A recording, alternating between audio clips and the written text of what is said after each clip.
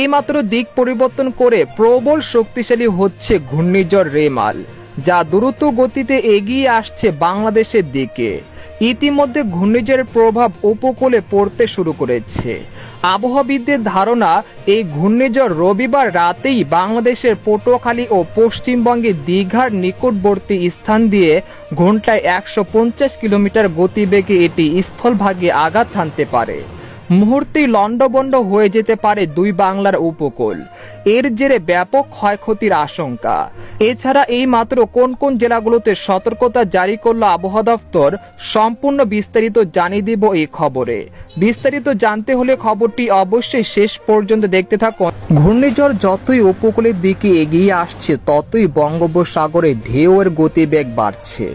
এর জেরে রবিবার থেকে দেশের বিভিন্ন অঞ্চলে ঝড় বৃষ্টি শুরু হয়ে যেতে পারে। ঘূর্ণিঝড় রেমাল রবিবার রাত থেকে সোমবার সকালের মধ্যে বাংলাদেশের খেপুপাড়া ও সুন্দরবনের নিকটবর্তী স্থান দিয়ে এটি স্থলভাগে আঘাত হানতে পারে। সেই সাথে উপকূলের চরগুলোতে 10 থেকে 8 ফুট উচ্চতায় জলোচ্ছ্বাসে প্লাবিত হতে পারে বলে আশঙ্কা করছেন আবহাওয়াবিদরা।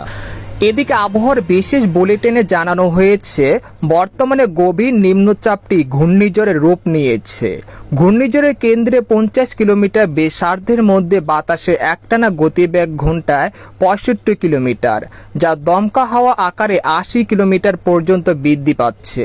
সাগর ওই স্থানে বেশ উত্তাল আছে।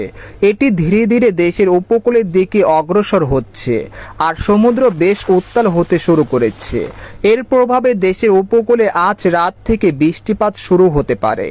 এদিকে শক্তিশালী ঘূর্ণিঝড় রেমাল আঘাত হানতে পারে আগামীকাল 26 তারিখ বিকেল হতে রাতের মধ্যে। দীঘা হতে হাতিয়ার মধ্যে যে কোনো উপকূলে আঘাত করতে পারে। এই ক্ষেত্রে সবচেয়ে ঝুঁকিপূর্ণ হল সুন্দরবন ও এর পার্শ্ববর্তী এলাকা, যেমন দক্ষিণ 24 পরগনা, কলকাতা, সাতক্ষীরা, খুলনা, বাগেরহাট ও এর পার্শ্ববর্তী উপকূল। এদিকে আঘাত করার সময় বাতাসের গতিবেগ ঘন্টায় 100 থেকে 150 কিলোমিটার বা তার চেয়েও বেশি হতে পারে। সে জেলাগুলো হলো দীঘা, 24 পরগনা, সাতক্ষীরা, খুলনা, পিরোজপুর, বাগেরহাট ও এর পার্শ্ববর্তী এলাকা। এছাড়া সম্পূর্ণ বরিশালের উপকূল 75 থেকে 100 কিলোমিটার বেগে দমকা বা ঝড়ো হাওয়া বয়ে যেতে পারে।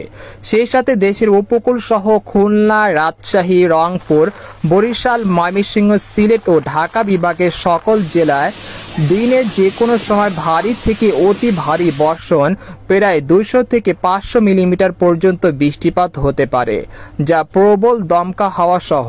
এদিকে ঘূর্ণিঝড় আঘাত করার সময় উপকূলীয় অঞ্চলগুলোতে দীঘা, দক্ষিণ 24 পরগনা, সাতক্ষীরা, খুলনা, বাগেরহাট, পিরোজপুর, বরগুনা, খেপুপাড়া, চরফ্যাশন ও এদের নিকটবর্তী ও দূরবর্তী দ্বীপ ও চর ও নিচু এলাকায় স্বাভাবিক জোয়ারের চেয়ে স্থানভেদে 6 থেকে 8 ফুট উঁচু বায়ুতাড়িত জলোচ্ছ্বাসে প্লাবিত হতে পারে। এছাড়া দেশের সকল সমুদ্র বন্দরগুলোকে 3 নম্বর স্থানীয় সতর্ক সংকেত দেখাতে বলা হয়েছে। পরবর্তীতে সতর্ক সংকেত আরও বাড়তে পারে।